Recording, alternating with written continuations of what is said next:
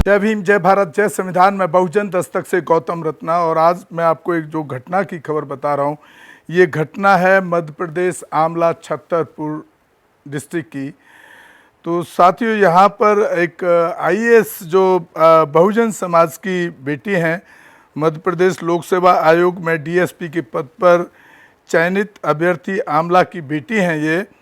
और इन्होंने अपने घर का एक इनॉग्रेशन का प्रोग्राम रखा जिसमें उन्होंने सर्वधर्म सभा के आयोजन की प्लानिंग की और उसके लिए मध्य प्रदेश सरकार के प्रशासन से छुट्टी की अनुमति मांगी, जो उनको छुट्टी नहीं दी गई क्योंकि वो बुद्धिज्म को फॉलो करती हैं। तो देखिए, इसको मैं एक बड़ी विडंबना कहूँगा सरकार की कि एक पूरे देश के अंदर खास तौर से जहाँ जहाँ भाजपा सरकारें हैं, चाहे वो स्टेट है चाहे वो सेंट्रल की सरकार हो, हिंदुत्व के अलावा अगर कोई भी सांस्कृतिक प्रोग्राम अपने घर पे या सामाजिक रूप में रखता है तो उसकी अनुमति उसको नहीं देती हैं। ये एक बहुत बड़ी विडंबना है। और वो तो उन्होंने तो बाकायदा छुट्टी मांगी है। तो मैं इसको घटना को इस तरह देख पा रहा हूँ, अगर आपने अभी देखा होगा अमेरिका के राष्ट्रपति के साथ हमारे देश का प्रधानमंत्री मोदी राष्ट्रपति के वहाँ अमेरिका के राष्ट्रपति के साथ में वहाँ एक स्पीच देते हैं जिसमें वो हमारे डेमोक्रेसी और लोकतंत्र की भारत की दुहाई देते हैं, संविधान की दुहाई देते हैं। लेकिन संविधान की दुहाई देते समय भी उनको बाबा साहब भीमराव अंबेडकर के नाम लेने में मुझे लगता है कि उनको शर्म आती है। वो पूर्वज का इस्तेमाल करते हैं ताकि बाबा साहब अंबेडकर कहीं ज़्यादा लोगों के दिलों में ना बस जाएं, ऐसा मुझे प्रतीत होता है। उनके बयान भी हम दिखाएंगे और जो उनके बयान हैं, जो निशा बांगरे जो बहुजन समाज की बेटी है, उनके बयान भी आपको हम इस वीडियो में दिखाएंगे। तो ये जो मानसिकता है भाजपा की, ये साफ जाहिर करती है यहाँ पर लोकतंत्र और संविधान के जो मूल अधिकार हैं उनका हनन यहाँ करती हुई दिखती है, जो बहुत ही दुखद है। और क्योंकि मैं कभी कभी मुझे लगता है कि ये देश का मोदी जो प्रधानमंत्री हमारे देश का बना, वो देश का नहीं, आरएसएस भाजपा का प्रधानमंत्री और हिंदुत्व का प्रधानमंत्री दिखता है। जबकि कोई भी प्रधानमंत्री अगर चाहे वो किसी भी पार्टी से चुनकर आए, चुनने के बाद या सांसद हो, पीएम हो, विधायक हो, वो पूरे समाज का हर जाति हर वर्ग का प्रतिनिधित्व करता है। लेकिन यहाँ पहली बार मैं ऐसा देख रहा हूँ कि भाजपा की सरकार में ना यहाँ का कोई सांसद, ना यहाँ का कोई विधायक, ना यहाँ का कोई मंत्री, इवन देन की ना यहाँ का प्रधानमंत्री कहीं पर भी एक सार्वजनिक तौर पर कहीं पर भी वो हिंदुत्व के अलावा दूसरे जो धर्म है या दूसरी जो जातियों में बटा हुआ हमारा देश है उसका प्रतिनिधित्व करते नज़र नहीं आता है। ये बहुत ही दुखद है। और मैं समाज से अपील करना चाहूँगा, पूरे देश के लोगों से, कि ऐसे प्रधानमंत्री को अगले इलेक्शन के अंदर लोगों को उखाड़ फेंकना चाहिए, ऐसी सरकार को उखाड़ फेंकना चाहिए। तो साथियों, ये बहुत ही दुखद घटना है जिसकी मैं कड़ी शब्दों में निंदा करता हूं। और सरकार को हम आगाह करना चाहते हैं कि अगर आप जनता के साथ इस तरह का व्यवहार करेंगे तो, क्योंकि 5 साल के लिए एक बार सरकार चुनी जाती है, तो देश के लोग उसको बदलने से पीछे नहीं हटते हैं। तो आप देखिए हमारे चैनल पर निशा बांगरे का बयान। नमस्कार प्रियजनों, जैसा कि मेरे पास बहुत सारे कॉल्स आ रहे हैं कि मैडम आपने इस्तीफा क्यों दिया है, तो मैं ये इस वीडियो के माध्यम से अपने प्रियजनों को यह बताना चाहती हूँ कि आने वाली 25 जून 2023 को आमला में मेरे स्वयं के नवनिर्मित मकान का उद्घाटन होने जा रहा है। और इस उद्घाटन के अवसर पर हमारे जो मेहमान हैं वह उपस्थित होने वाले हैं। और चूंकि इस कार्यक्रम में, इस उद्घाटन के कार्यक्रम में हम सभी चाहते थे, मैं, मेरा पूरा परिवार, कि एक सर्वधर्म प्रार्थना के माध्यम से इस घर का उद्घाटन हो, तो इस सर्वधर्म प्रार्थना का आयोजन रखा गया है। और साथ ही जो हमारे मेहमान हैं वो तथागत बुद्ध की अस्थियां लेकर भी इस आयोजन में आने वाले हैं, क्योंकि तथागत बुद्ध जो है वो विश्व शांति के प्रतीक हैं और हमारी मंशा भी यही है कि सर्वधर्म में शांति होनी चाहिए। तो इस मंशा को ध्यान में रखते हुए मैं इस कार्यक्रम में उपस्थित होना चाहती थी। जिसके लिए मैंने मध्य प्रदेश शासन को पत्र लिखा था, सामान्य प्रशासन विभाग को, जिसके जवाब में मुझे 15 जून को इस कार्यक्रम में उपस्थित होने के लिए और इस कार्यक्रम के आयोजन के लिए जो सर्वधर्म संभाव यात्रा निकाली गई थी, जिसमें हमारे जो गगन मलिक फाउंडेशन की पूरी टीम, हमारी टीम जो घर घर जाकर निमंत्रण दे रही थी इस सर्वधर्म प्रार्थना के कार्यक्रम के लिए, उसमें मुझे जाने से और यात्रा और कार्यक्रम दोनों में जाने से मुझे मना किया गया, मुझे अनुमति नहीं प्रदान की गई सामान्य प्रशासन विभाग द्वारा। तो जैसे ही मुझे ये पत्र प्राप्त हुआ, मैं इस सर्वधर्म संभाव यात्रा में शामिल नहीं हुई। लेकिन उसके बाद मैंने एक पत्राचार सामान्य प्रशासन विभाग को किया, यह लिखते हुए कि यह जो आयोजन है सर्वधर्म प्रार्थना का आयोजन, यह मेरे स्वयं के मकान के उद्घाटन का कार्यक्रम है, जिसमें मेरे पति और परिवार द्वारा भगवान बुद्ध की अस्थियों के दर्शन के लिए हम पूरे सपरिवार अपने ही घर के आंगन में इस कार्यक्रम का आयोजन जो होने जा रहा है उसमें मैं उपस्थित होना चाहती हूँ।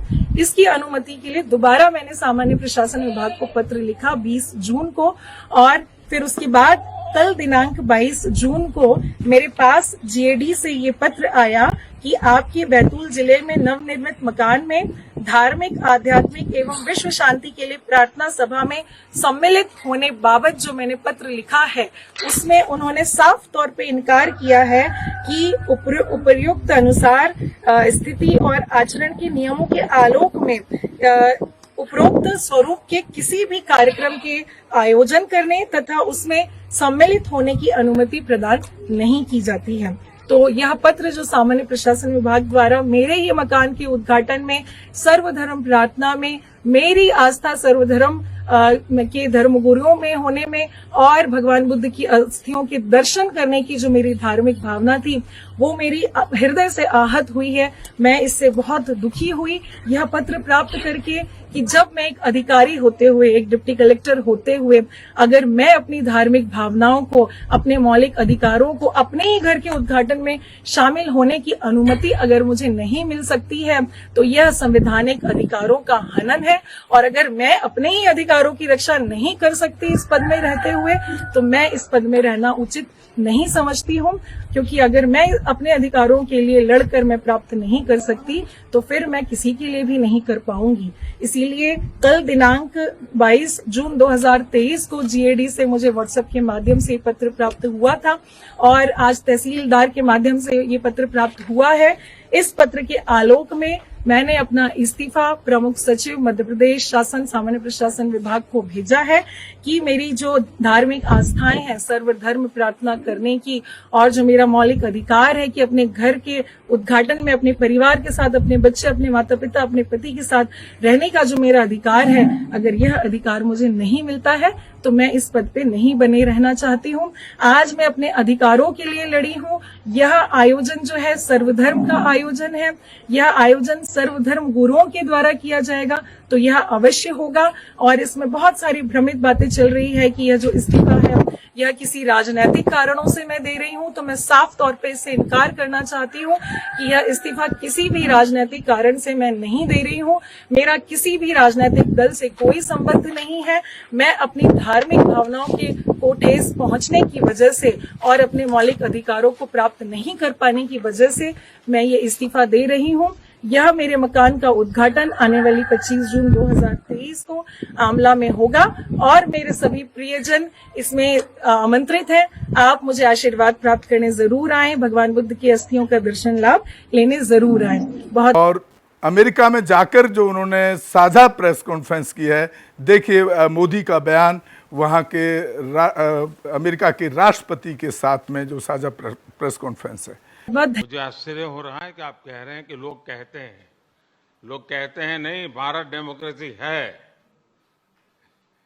और जैसा राष्ट्रपति बाइडेन ने कहा, भारत और अमेरिका दोनों के डीएनए में लोकतंत्र है।